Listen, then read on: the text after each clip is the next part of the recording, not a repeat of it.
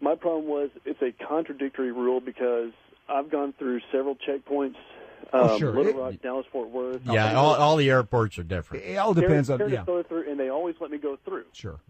And I just wanted clarification. I asked to speak with the supervisor because I had a 20-year-old female TSA agent saying I couldn't take it through when 3 days before at John Wayne Airport I was allowed to take one through. So you asked to speak to the supervisor, and the supervisor was the dude that said he was a lieutenant? Said he was a lieutenant in the Army after I identified myself as a sergeant in the Army and showed them my ID because I wasn't in uniform.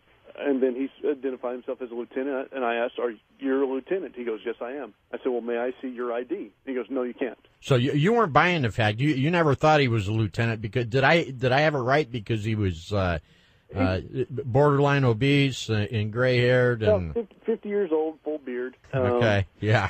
About 30, 40 pounds overweight. Yeah. So that was your first clue that he might not be on the level. Now, I think that's against the law, too, if I'm not mistaken, to claim your... It is, and especially in wartime, it is a federal crime punishable by jail time. So I know if it was me, Mark, I would get upset, and I'd be challenging the guy. So this upset you, I take it. So what happened next? Well, I actually asked him another time. I said, "Sir, may I please see your ID?" He says, "No, you can't."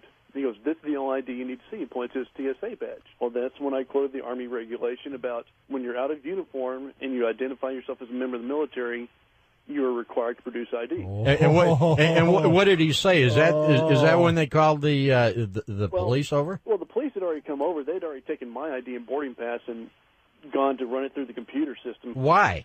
Yeah. Because you had a Mountain Dew? Because I was asking questions about the...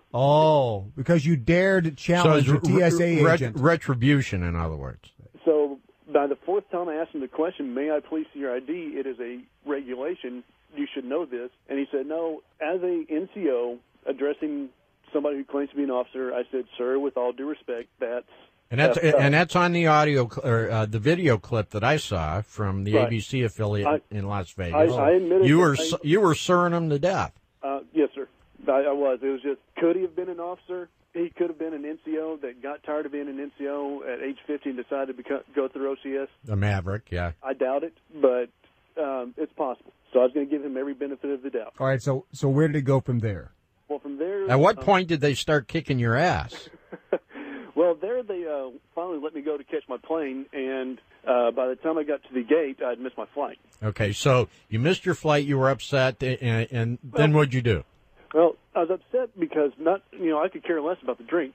I was upset because some guy is in a position of authority claiming to be a lieutenant in the Army, will not follow regulations, so he's either violating Army regulations or he's violating the law. Right. So what happened? I called my wife, told her what I was going to do, and, at first she said don't, but she goes, "I understand that, 14 years in the military, this is something that is a matter of honor to you." So I went and stored my gear in a locker, and I went back to the checkpoint.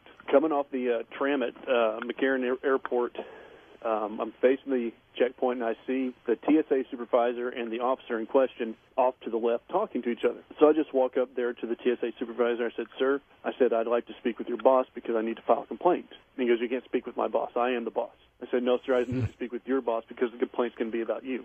And he said, "Well, you cannot speak to my boss." And then what happened? Yeah, where do you go from there? Yeah, from there, that's where the Las Vegas Metro police officer said, "Why don't you just come with me?" And he started literally leading me away. I'm walking behind him. Right.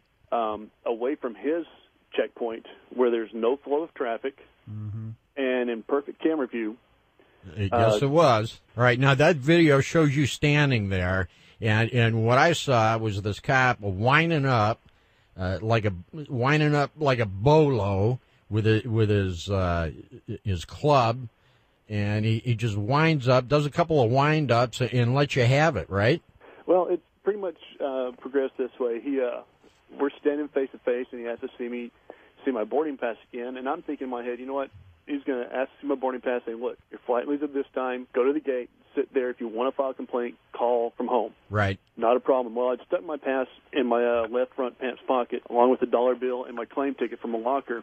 Well, the first thing I pulled out was my ticket from a locker. I'm like, "Oh, I apologize. That's from my locker." Put it in my right pants pocket. Well, the next thing I pulled out was a my dollar bill, again apologized, and before I could transfer it over to my hand to put in my right pocket, he snatches it out of my hand and throws it on the ground. Your dollar? Yes, sir. Just throws it on the ground. I'm a little stunned, like, okay. So I pull out my boarding pass, hand it to him. When he takes it out of my hand, I go, "Sir, would you mind picking up the dollar bill that you threw on the floor?"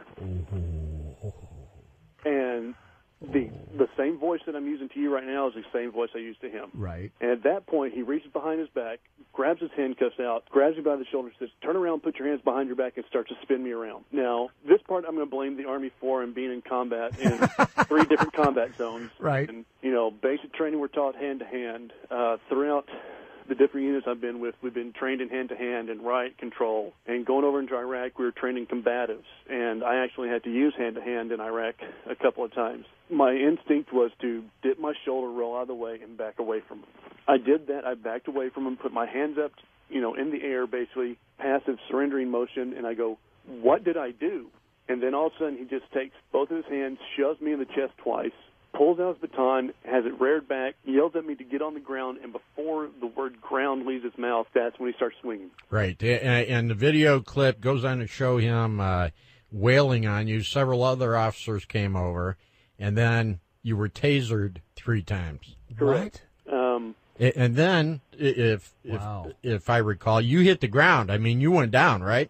I went down. Well, the best way I can put it is I went down like I was shot. Right. And then outside the security area where you were, there was a sheriff's deputy who was talking to a TSA employee, and he was pantomiming with his arm. When you went down, he made the motion with his arm like you hit the deck, and he was laughing about it. Yeah. He basically did the look. He did a jig. Like as a tree falling to the ground. Yeah. Wow. And he walked away doing a jig, skipping away. Yeah. All right. You've served in combat. You're a combat medic. Your job is to save lives, and we love our medics. And you're a few days from going to Iraq. Right. My unit was called up. We had just gone through all of our processing. We were getting ready to ship out to Mississippi. Mark, here's what I want to know. What's everybody else doing at this point? What's everybody at the airport doing? Is there? My wife and I, and my attorney, and the FBI had the extended version of the surveillance video. Yeah. When the beating starts and the tasing starts, there's a plane actually unloading at the time, and people are walking through the area, and the TSA agents are out there just pushing everyone through, just herding them through the area.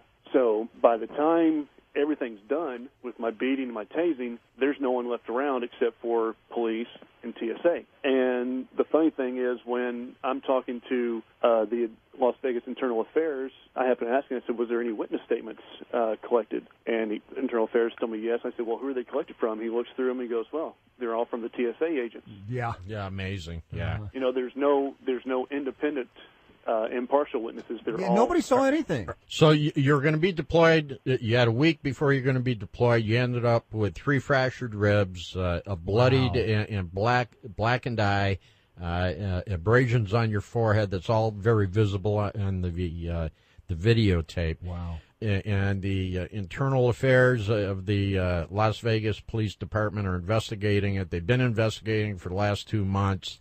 The FBI's involved. The ACLU's involved. Here's the thing, Mark.